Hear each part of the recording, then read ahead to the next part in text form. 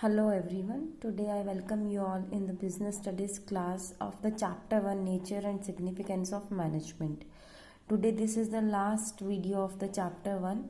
Today we will do the concept coordination. This is the last topic.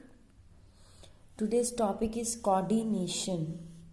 Coordination is also a part of 5 functions. This is not apart from the functions. 5 functions we have studied: POS, DC, planning, organizing, staffing, directing and controlling. This is also very important function of the management which all the managers, means every manager has to perform, and that function is called coordination. It is not only a function. This is not only a function, but it is the essence of management. Why it is called essence? Because it is a very important function which helps to integrate और bringing together different activities of organisation.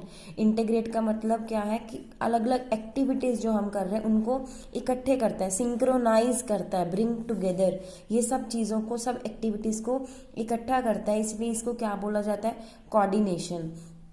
If any cause or confusion arises among departments due to absence of coordination. देखो, अगर function हम coordination को अपने business में adopt नहीं करेंगे तो क्या होगा?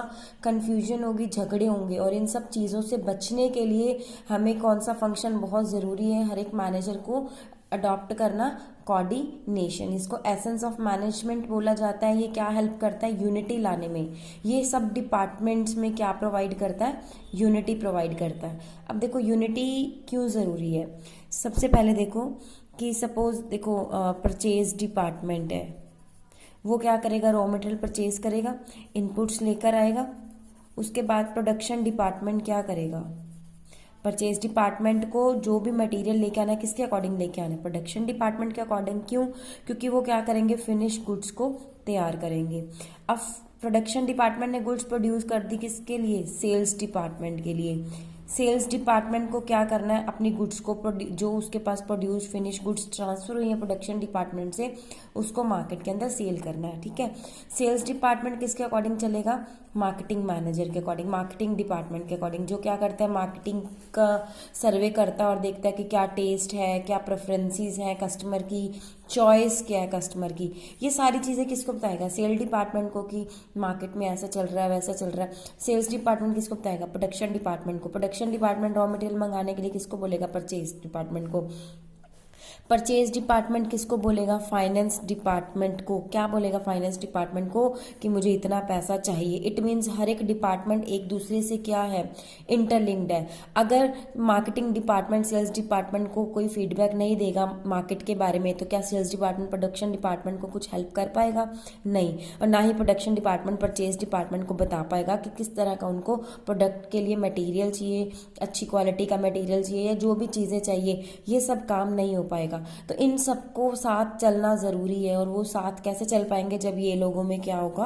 कोऑर्डिनेशन. मतलब जब ये यूनिटी से काम करेंगे. अगर ये लोग यूनिटी से काम नहीं करेंगे, जो एक दूसरे को हेल्प, गाइडलाइंस, फीडबैक मिली है, अगर उसके अकॉर्डिंग काम नहीं किया जाएगा तो क्या अराइज होगा? कॉज और कन्फ्यूजन. चॉज और कन्फ्यूजन अराइज होगा, जिसकी वजह से जो एट द एंड कौन सफ़र करेगा? हमारी ऑर्गेनाइजेशन. अगर ऑर्गेनाइजेशन सफ़र करेगी तो हम ऑर्गेनाइजेशन के गोल्स को अचीव नहीं कर पाएंगे.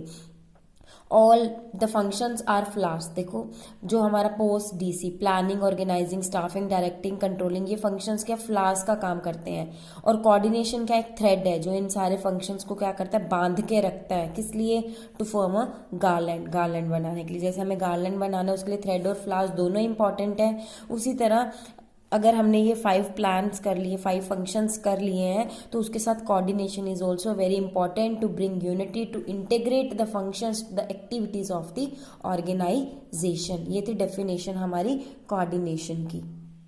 कोऑर्डिनेशन को हम एक और चीज़ बोल सकते हैं. It is the force that binds all the other functions. ये क्या कर रहा है, अदर फंक्शंस जो हमारे पोस्ट इसी इनको क्या कर रहा है, बाइंड कर रहा है, बांध रहा है। तो वही बात आ गई ना कि ये अदर फंक्शंस तो क्या हो गए, फ्लावर्स हो गए, और कोऑर्डिनेशन क्या हो गया, थ्रेड हो गया। तो कोऑर्डिनेशन क्या कर रहा है, इन सबको बाइंड कर रहा है एक दूसरे के साथ कि हर एक को क्या करना पड़ेगा, यूनिटी के साथ, इंटीग्रेशन के साथ मिलजुल कर काम करना पड़ेगा। इनको आई जो मैं है उसको छोड़ के हम में आना पड़ेगा, तभी ये लोग क्या होंगे। जब तक ये इंडिविजुअल ईगो नहीं छोड़ेंगे तब तक ये कोऑर्डिनेट नहीं कर पाएंगे। इसलिए coordination is the essence of management, ये सब है, इसीलिए बोला गया है इसको एसेंस ऑफ मैनेजमेंट।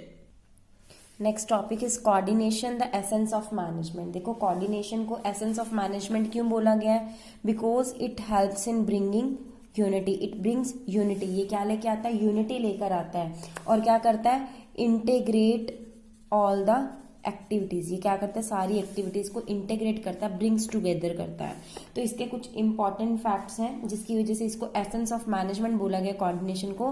फर्स्ट है, coordination is needed to perform all the functions of management. ये अभी हमने पीछे भी पढ़ा था। It is like a thread which binds all the other functions of the management to form a garland। तो ये क्या करता है, प्लानिंग, हम प्लानिंग सबसे पहले प्लान किया, ऑर्गेनाइजेशनल स्ट्रक्चर तैयार किया, हमने रिक्रूटमेंट करी, फिर डायरेक्शंस दी, और फिर कंट्रोल किया कि जो हमने प्लान अपना जो स्टैंडर्ड यूनिट्स वगैरह तैयार की थी कि इतनी मुझे गुड्स प्रोड्यूस करनी है उसके अकॉर्डिंग। उसके बाद दोबारा से प्लानिंग चलेगी, एक गोल अचीव हो गया, उसके बाद नेक्स्ट गोल की बारी आएगी, क्योंकि हमने पढ़ा था हमारी जो मैनेजमेंट है वो क्या है, कॉन्टिन्यूअस प्रोसेस है, मतलब जो चलता रहता है। और ये सब काम कैसे होगा, जब तक हम कोऑर्डिनेट नहीं करेंगे। तो ये सबको क्या कर रहा है, इंटीग्रेट कर रहा है, सबको साथ लेके आ रहा है। Next required at all levels. हमने लेवल्स ऑफ मैनेजमेंट पढ़े थे पिछली वीडियोस में, टॉप लेवल, मिडिल लेवल और लोअर लेवल। हमारे पास 3 लेवल्स हैं।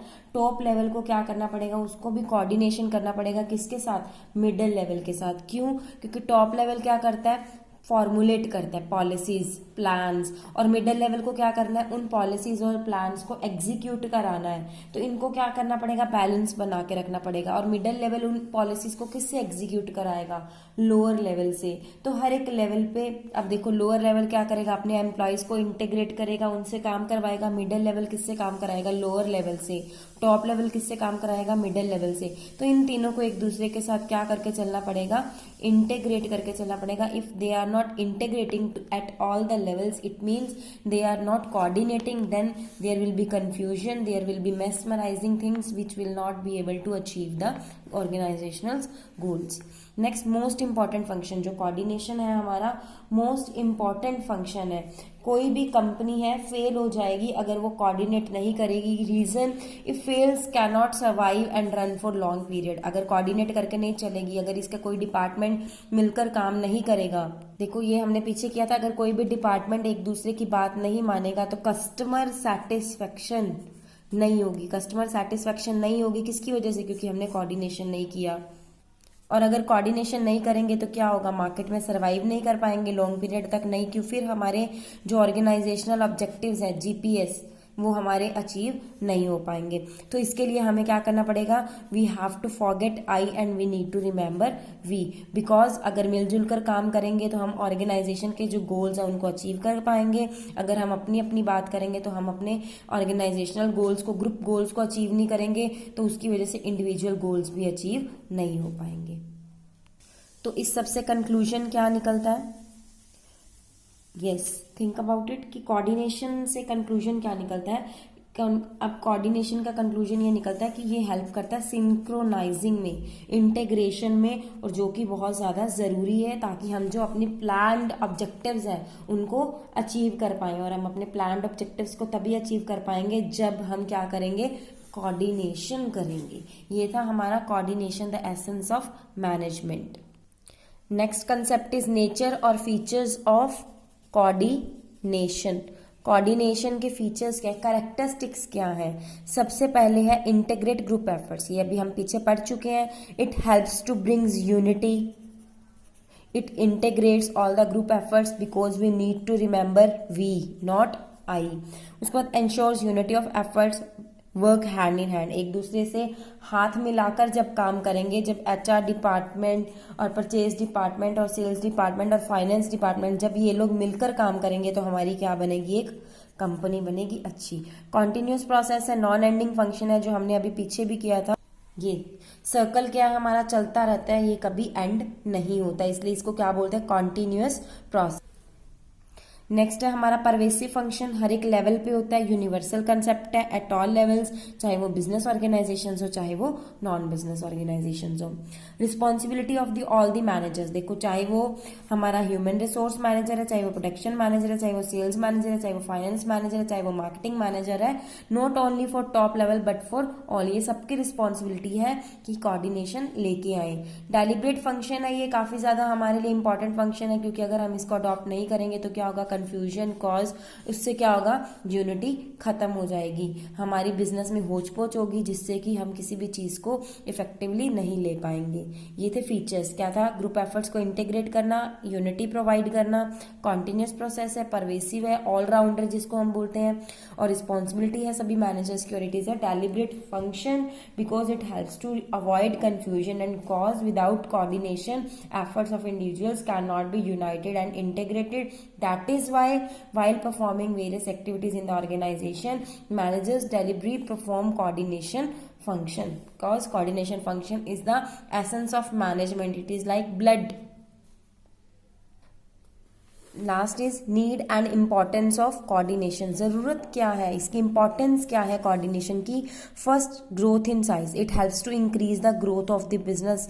नीड ऑफ कोऑर्डिनेशन, अगर हमारी नीड इंक्रीज हो गई, क्यों इंक्रीज होगी, सबसे पहले देखो अगर हमारे एफर्ट्स इंक्रीज हो गए, वर्कर्स भी इंक्रीज करने पड़ेंगे, उससे हमारे बिजनेस का साइज इंक्रीज होगा, साइज इंक्रीज होगा तो कोऑर्डिनेशन की जरूरत भी बढ़ती जाएगी। इट मीन्स जैसे जैसे हम अपने बिजनेस की ग्रोथ को इंक्रीज करने की कोशिश करेंगे, कोऑर्डिनेशन उसके साथ ऑटोमेटिकली क्या हो जाएगा, इंक्रीज हो जाएगा। क्यों, क्योंकि अब नंबर ऑफ वर्कर्स इंक्रीज हो गए हैं, तो उन सबको कोऑर्डिनेट करा के चलना, उन सबको मिलजुल कर काम कराना बहुत जरूरी है, क्योंकि सबने काम तो एक ही कॉमन गोल के लिए करना है। जो कॉमन गोल क्या है, ऑर्गेनाइजेशनल गोल, और वो कॉमन गोल को अचीव नहीं कर पाएंगे अगर प्रॉपरली कोऑर्डिनेशन के साथ काम नहीं करेंगे। Second functional differentiation, interlinked departments, देखो हमारे सारे डिपार्टमेंट्स एक दूसरे से क्या है, इंटरलिंक्ड। अभी हमने पीछे पढ़ा था purchase department, sales department, human resource department और फाइनेंस डिपार्टमेंट, मार्केटिंग डिपार्टमेंट, सब लोग मिलकर काम करते हैं, तो एक दूसरे से इंटरलिंक्ड है, क्योंकि प्रोडक्शन डिपार्टमेंट या परचेज डिपार्टमेंट तभी गुड्स को प्रोड्यूस कराएगा जब सेल्स डिपार्टमेंट ऑर्डर देगा।